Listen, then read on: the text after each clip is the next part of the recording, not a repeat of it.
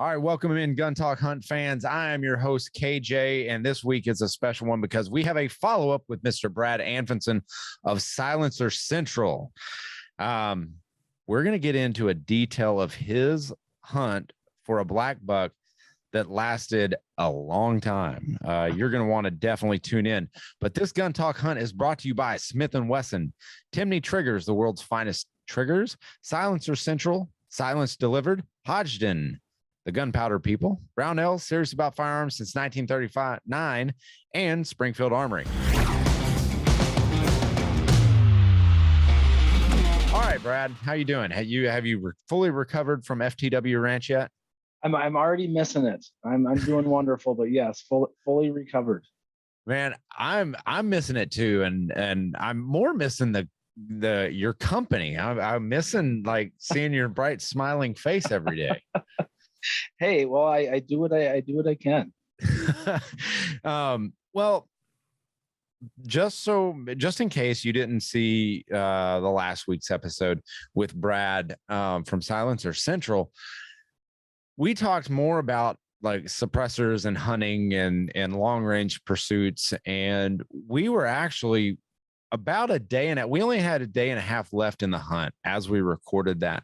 It so happens that the following morning after we recorded that podcast, you went on a hunt for a black buck, and I, in the afternoon, went on a hunt for a whitetail. But I really want to focus on your hunt. So just give us an initial like kind of intro into why. So you had the opportunity to shoot either a whitetail buck, a black buck, or an axis buck.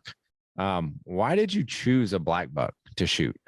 So I went full in because I'd been on their website. I was just geeking out over all the massive whitetail that are on this property. So that was my goal. I went in there with that mindset.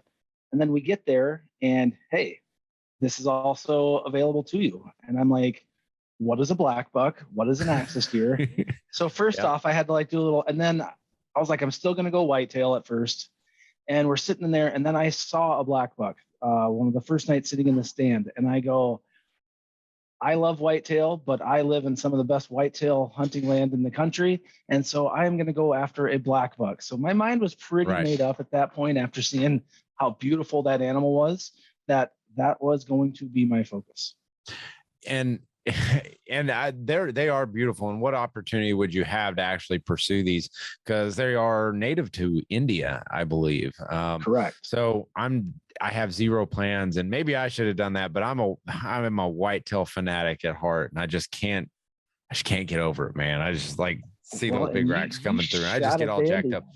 But there was a whitetail that I am very shocked that you did not shoot, and he had this long sweeping drop tine off the back of his right main beam, and it came down and it looked like it was like a kickstand, and oh my God. It looked like a club, like a caveman club. And I had my gun pulled up more than once.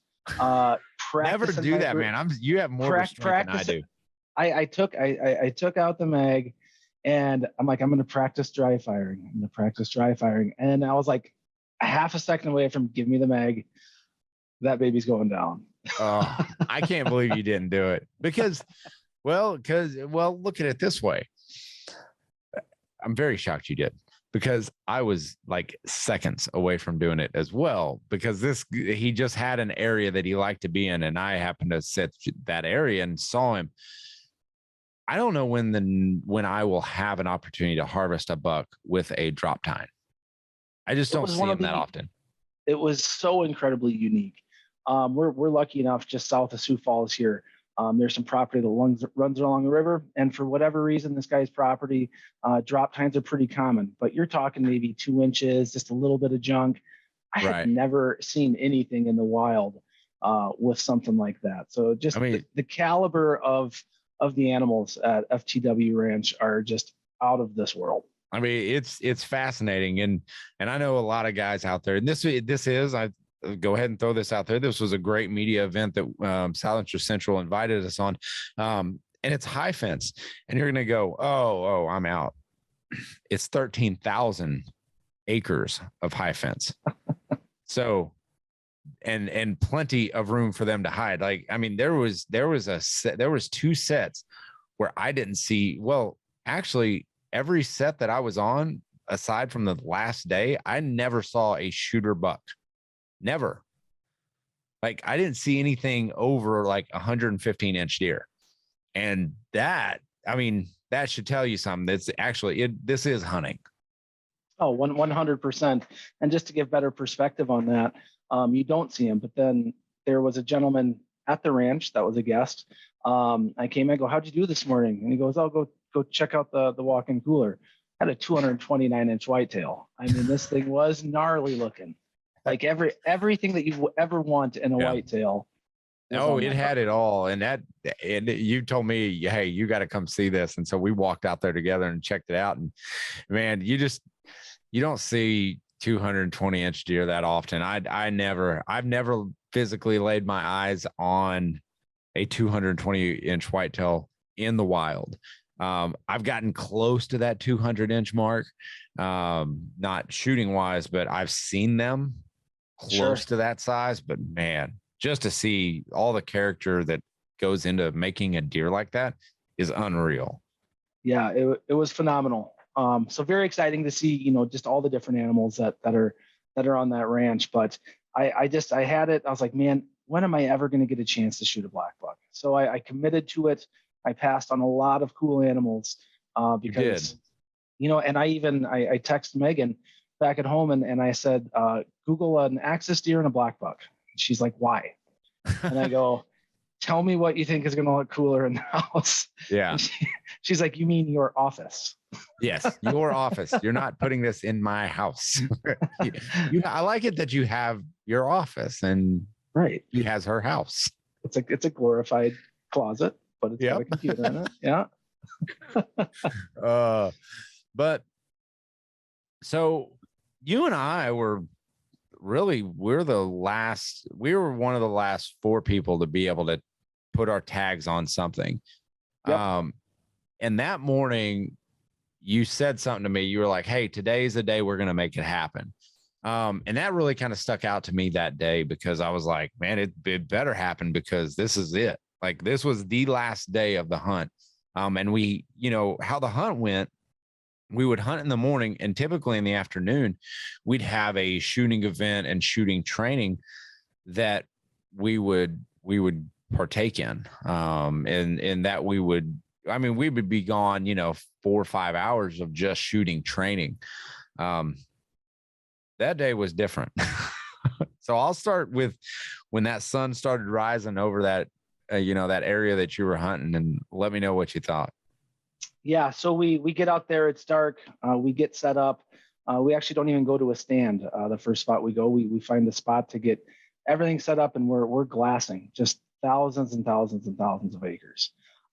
We had some axis does come in, we had whitetail come in, and my guide, AJ, he is the man. If you ever get a chance to work with him at FTW Ranch, he said, you know what? I think I know where there might be some black bucks. He goes, I kind of got a hunch. I've seen them there every once in a while. And so he goes, all right, let's pack up. Let's get going. So we pack up and we walk back to the ranch and goes in quick. And he goes, all right, I think I know where we're going. So we load back up and we go up to the top of this crazy high ridge. I mean, the Jeep's going like this, to even get up there. So we finally get up and we start doing some glass and he goes, you just weren't seeing it yet. And then finally he goes, hey, let's kind of go to the other side of this. And so we're kind of like sneaking up, because it's going to be straight down, the side of this ridge. Yeah, very high angle shots. Yep. And he turned around because we're like all kind of hunched down, so we don't get busted. And he just turns around with the biggest smile on his face. And he goes, yeah, like he's giving you the thumbs up and he's like, it's on, like it's right now. Yeah. So there was a couple black bucks. There was like one like that was like brownish colored. Then there was one that just had that jet black back. And that seemed to be the biggest one in the group, because we were several hundred yards away at this point. And so, but they were laying down. And so I might be the king of buck fever. Like I Oh mean, no, I even might have you beat. I even just thinking about it, like I'm getting like the. So they were laying down, and so we were going to take an ethical shot. So it was, man, we got to hunker down. We need to find a good, comfortable spot for you to shoot because I couldn't shoot prone, so I just stand up and shoot off sticks. So I thank God I had that time because I had time to get my breathing somewhat under control. Yeah. And he goes, man, you just got to stay on it until that bad boy stands up. So at that point, I'm nervous, and it's like 15 minutes of just watching this guy in my scopes. I'm like having to take breaks, readjust myself. I'm like, get me a second set of shooting sticks to put under my arm. We go through my breathing, go through the breathing, and then it was time to rock. So I went. Before you press that trigger, we're going to jump in from a word from our sponsors. If you want to hear this story on the other side, just hang on for just 1 second. And we're going to hear how Brad closes the deal on this black buck. Brownells, are you ready to hit the range or go on the hunt and lack a little thing called ammunition? Well, Brownells has you covered, and it's at brownells.com/ammunition. You can get all your components for reloading if you want, and they've got a lot of ammo in stock. So if you're looking for ammo, now's the time to do it at brownells.com/ammunition. Hodgdon Powder Company.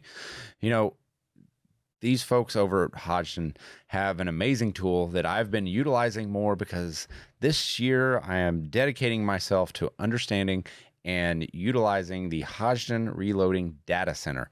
And that can be found at hodgdonreloading.com. It helps me understand the tolerances and all the finite details of what powder to use in which load. So if I'm loading a 6.5 Creedmoor, I'm going to go in there, I'm going to list 6.5 Creedmoor, I'm going to pick which bullet I want to shoot through there, whether it be a 120 grain CX or maybe an AMAX bullet, or an ELDM 147 grain.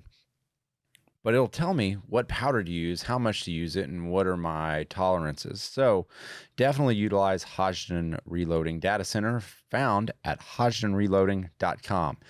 And Smith & Wesson has a new M&P 2.0 in 10 millimeter out. This is a big thing for those backpackers, those backcountry hikers. And, you know, if you're out in the backcountry, there are things that are those apex predators like wolves or, you know, a grizzly. Those are terrifying. And honestly, I want to have enough firepower to defend myself. And so an M2.0 in 10 millimeter will do the trick. It's got an M2.0 trigger. This is a new redesign. It's kind of a flat face trigger. I'm really appreciating that. But to learn more, go to smith-wesson.com. All right, we're back with Brad Anfinson, and he's talking us through his setup on a black buck that he has set up on. He's about to press the trigger, and he is exactly like me. I get so jacked up because so much goes into these hunts, and that's one of the reasons why we love it. So you're laid out now. Were you prone or were you standing?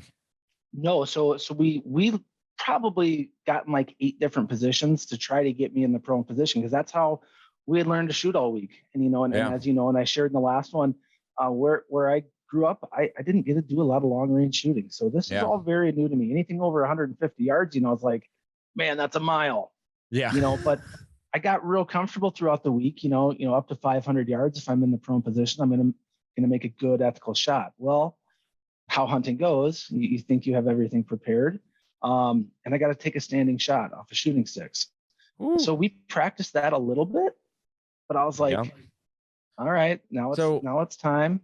I think my question right now would be, so what we did on the training that Brad's talking about is we found out what we're comfortable at shooting. So we would go into prone. Okay, how far can you make a 2-shot group on a 6-inch plate? Is what it was.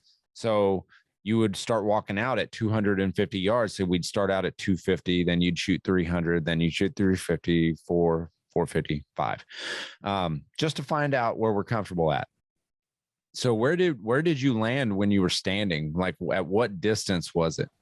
Yeah, well, because when I'd been practicing, he goes, hey, this is going to have to be a standing shot. Do you feel comfortable with it? And just the day before, we had practiced that. And I was putting 2-inch groups at 400 yards. And I said, hey, I was ringing the bell, ringing the gong at 400. So This was a 213-yard shot. Oh, and you got that all day long. So I'm like, money, like, let's get it done. I got my dope book. I got my turrets dialed in right where I needed to be. I felt confident. And boy, what an adventure ensued after I pulled the trigger. So the shot broke. What was the black buck's reaction when the shot broke? So the shot broke. Obviously we were shooting suppressed. Zipped down there, and he did the classic like leg kick up. I had him in my scope. I was able to hold still, and I feel about 3 seconds later, just a big slap on my back. Hit. You got him. And he takes off. And so like at this point, I go into full freak out mode. I'm like, ah! Yeah. You know, I'm pulling like the full Luke Bryan in the tree stand, you know. Yeah. And so like we're high-fiving, we're celebrating, and he goes, but hey, I think you might have hit him a little back. So we need to go down and we might have to close the deal. Okay. So we were both feeling confident though, but he goes, hey, we need to make our way down here nice and slow, safely, and we need to go pick up blood. And I think it's important for people out there who don't know black buck that their target size is smaller. So you would think, you know, they're not similar to whitetail. They are a little bit smaller body wise. So your target area is smaller. So I don't want people to be like, well, 213 yards, you know, a whitetail is pretty, you know, like a 9-inch circle or so that you've got leeway. You don't have that on a black buck. So 2 inches I would off. say, I mean, they're a little bit smaller than an antelope. Yeah, that's fair. Yeah. Yep. But you know, I really appreciate you sticking up for me there. You know? Hey, anytime, because it's happened to me. It's happened to me, but a shot a little far back. I mean, so you guys go down to recover, and what happens next? Yep. So we get down, and then we just see, I hear some commotion about 20 yards to the left of me, and boom, I see 3 black bucks tear off. And so I'm like, all right, they're on their feet moving. You know, I'm pretty sure that was the one that, you know, that I put a good hit on. And so he goes, all right, let's take a deep breath. Let's let them go. We'll let them run for a little bit. Let's let them go bed back down. So finally he goes, okay, you know, I think they've bedded back down. We think it went this way. So we go up and like, boom, right there, just a beautiful, beautiful blood pile, like good blood. Like I was like, all right, this thing has got to be right around the corner. Yeah. So did the guide, because I mean, we're talking a pool. So we start celebrating again. And right, because I'm hearing all this on radio, so I'm hearing everything, like, hey, black buck down, like they're talking over the radio, and I'm like, all right, Brad's got his black buck, and I'm pretty confident at this point because I've been seeing you shoot all week. So we call it in. Yep. You know, everybody's getting excited, and we start walking. And after that big spot of blood, all of a sudden it kind of disappeared. And we're walking up and down this path, you know, that's been worn down over time. And it goes from a pile like this, or to a pool like this, down to the size of, and then it went down to the size of a pinky nail. And then it went down to the size of a piece of rice. And I will tell you what, at this point, we had called in a little backup to help us track. And that included my guide, myself, and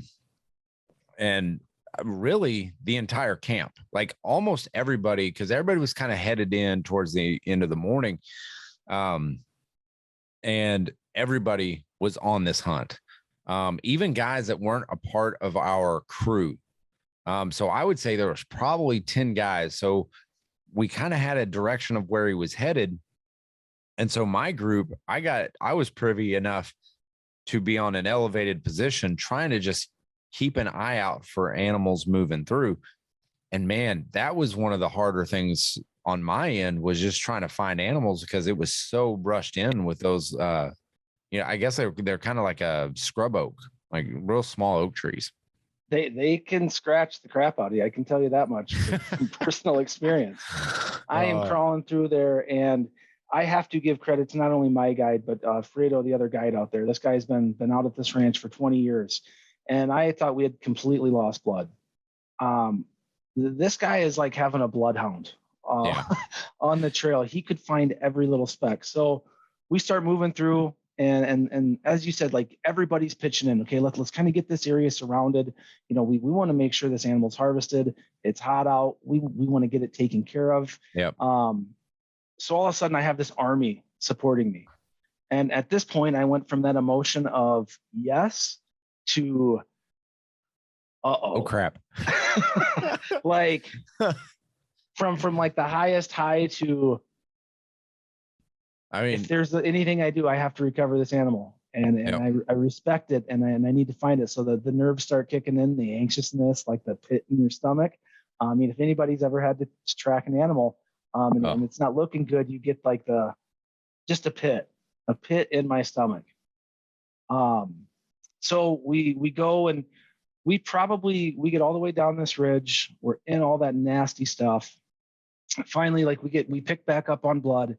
And at this point now, we're probably 300, 400 yards away from where that initial pool was. And so at this point, they get on the radios, let's get the dogs.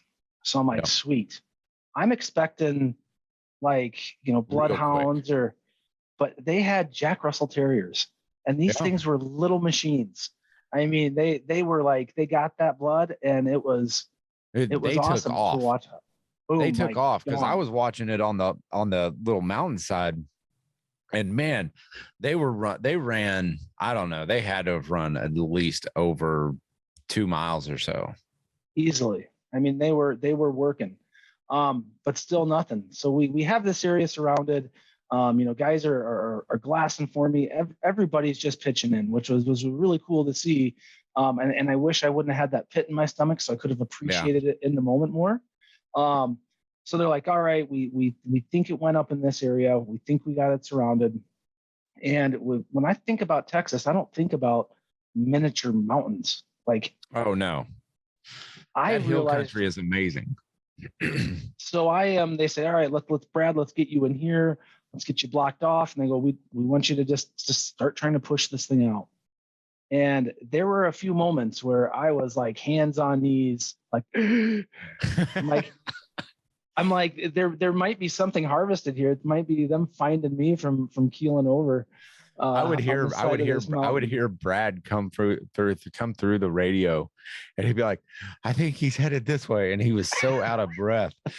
Oh my gosh. It was entertaining for me because I heard the entire thing, play out on a mountainside, through a radio, which was really kind of a unique perspective to be on, because I got to hear like, oh, we found blood. Like that would give me just an ounce of hope. Because at this point, I really felt this black buck was everybody's. Like this was all our black buck collectively. Absolutely. But I did feel sorry for you because I think you went up the mountain like 4 or 5 times. Yeah, I definitely did. And every time, but it was funny because you hear that radio and somebody says, hey, either we have blood or, hey, a black buck just busted out. And so it gave me that energy and almost like a shot of adrenaline, like, okay, keep going. Like we're getting closer. We're getting closer. So I'd say we're probably an hour into this at this point. Yeah. By the time I'm standing up by the Jeep. Yeah. At least maybe a little bit longer than that, because I mean, it ended up being a long haul. But what was crazy to me was just like, as whitetail hunters, like we're always taught, like, when in doubt, back out. Like that's our mantra. That's what we live by. If it's questionable, but we were positive that this thing was hit good. And man, they pursued it. And this thing, and we were talking about it before the show, the will for these animals to survive is everything. They wake up thinking about what they're going to eat. They go eat. What can I breed and how can I live? That's their whole thought process. Like they're not thinking about anything else. So when it's an awesome life. Yeah. Oh yeah. Heck yeah. I'm telling you, man.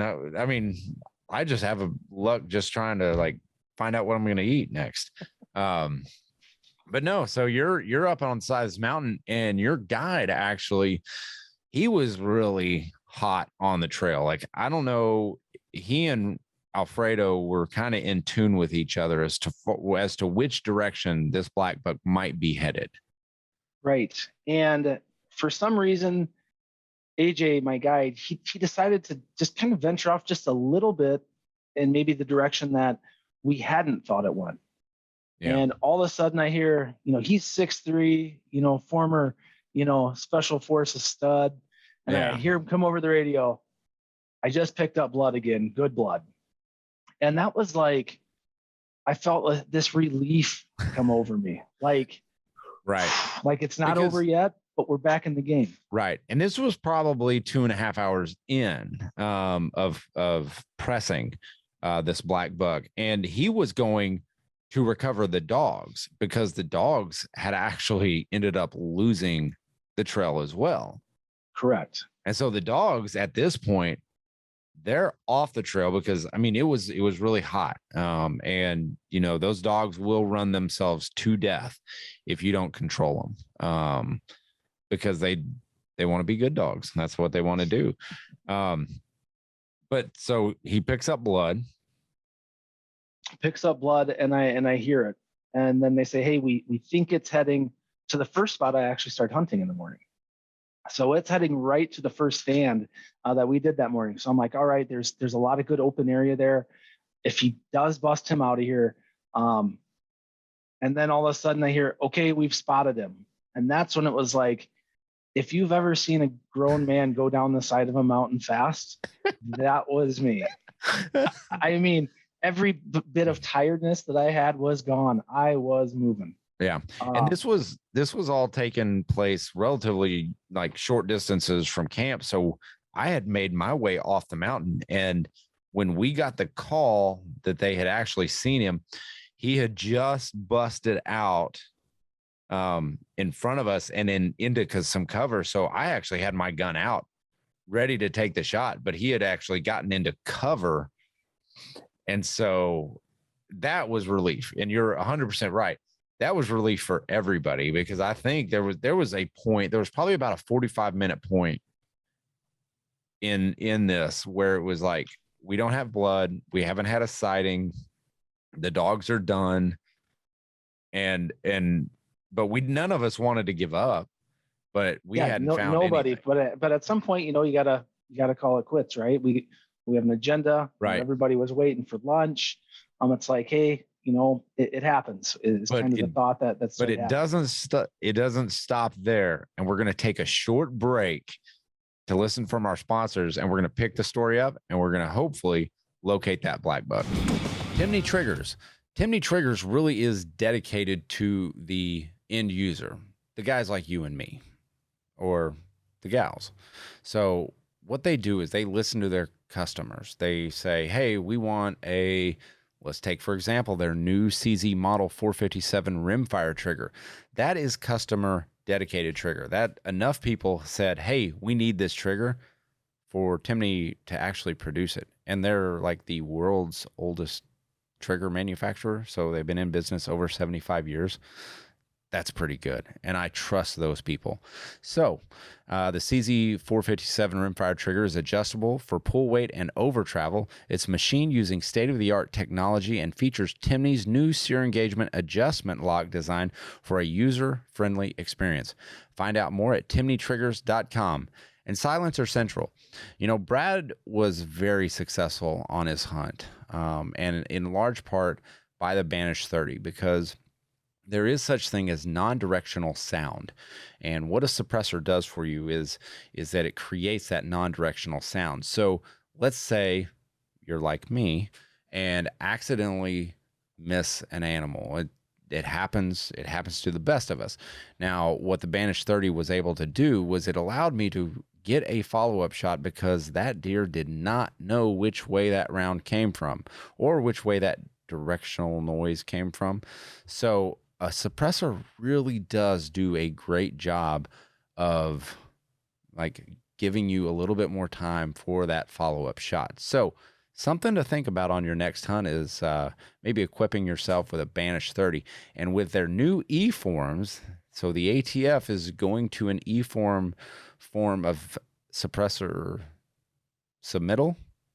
So up to 90 days, you could have your suppressor with the new E-forms, and Silencer Central is doing that. To learn more about this easy process, visit silencercentral.com.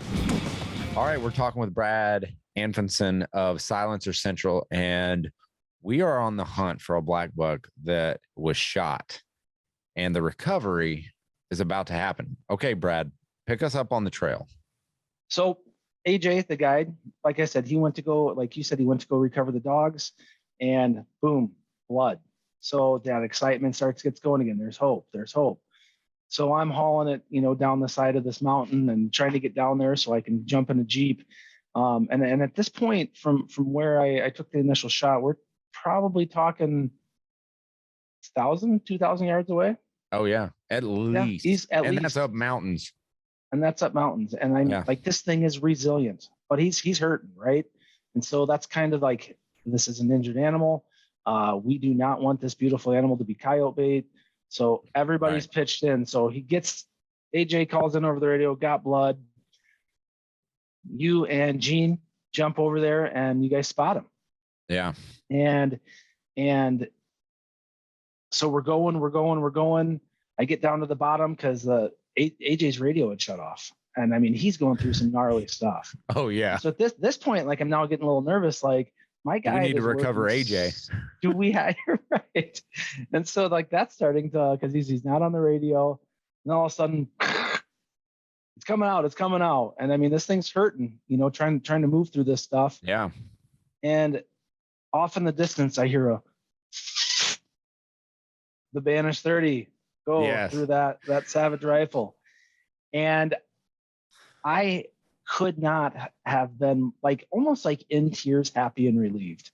Yeah. And we're pulling up on the Jeep and I finally see this thing laying there. And I wish I would have like had a camera on me at the time, because I'm sure I looked just about as happy as anybody's ever looked to recover. The good news for you is that I had a camera rolling, because we were the first ones that came across the black buck.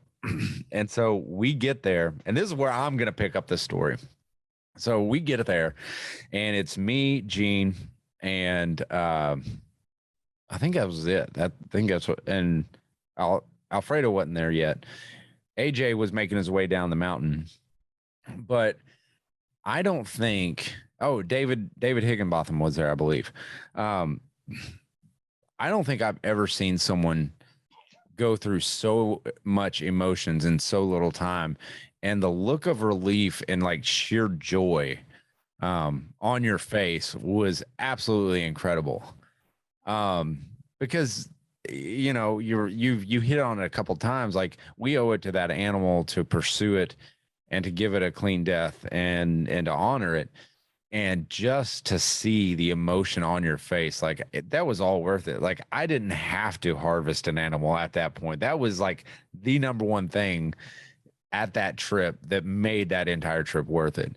But everybody kind of collectively gets in there, and we're kind of all looking at it and reliving the stories. And it almost kind of takes me back to, when you actually had to check in deer at a check station, like and everybody kind of gathers around the truck, and you're telling the stories, and I was over here. But I do have to say, I didn't get as much walking out of it as you did. And I didn't get even as much as my guide AJ did, because he's an absolute beast. Yeah. Let's just say there wasn't a dry article of clothing on me at that point of the hunt. But it was completely worth it. Just to be able to relive this with you, because that hunt was special. And I wish you would have gotten I know you enjoyed it, but I almost like, because that pit of your stomach, because you don't want to lose that animal, like it's almost a hindrance to you. And I apologize that you had to go through that, but we as hunters have to, we will endure those times. I call it beautiful pain. It's like That's a good way to put it. I'm doing the thing that I love more than anything in the world. And you know what? Sometimes the things you love the most will cause you some pain. So it's like beautiful pain. It's a fact of life, unfortunately. Well, It is. Brad, thank you so much for sharing that story, because I think it's a story of resilience. I think it's a story of pursuit, and a successful story, which we all love to hear. Well, man, I sure appreciate it. Don't forget to mention that beautiful whitetail that you were able to take in the afternoon. So that was just as exciting for me. Like we said, we were going to get it done. We absolutely got it done, and you harvested a beautiful animal as well. He was beautiful, man. And it was, I've told people this before. I suffer from the same ailment as you do. I get so excited. But I was on target. The deer was calm. So I knew I had time. I had to call myself off. Like I had to physically like dismount from the gun and like take a moment just to breathe. And I've shot bigger whitetail than this. Like I have done this before, but it was like, it was my first time. And I had to like collect myself, and I had to say, okay, you've done this hundreds of times. Like just calm down and make a good shot. And that's exactly what happened. I shot, he ran 20 yards and he was done. So my recovery was a lot easier than yours. The day that I stopped getting that excited, and then I don't get those nerves and that feeling of just pure joy, is the day I hang it up. That's right. It's the day I take the camera out instead of the rifle or the bow, and still enjoy it. But the day that goes away, it's all right. Yeah. I've served my purpose. That's a good way to put it. And what's funny is now I get just as excited seeing other people harvest their animals that I'm having a good time either way. Yeah, you were the ultimate hype man. I sure appreciate it. Anytime, man. I'm happy to be your hype man. Absolutely. Appreciate you having me on. It's always fun. Hope to do it again. All right, brother. We'll make that happen for sure. Thanks, Gun Talk Hunt listeners. You guys are the best out there. You guys enjoy the new year. Be safe out there. Keep those muzzles pointed in a safe direction, and always be on the hunt.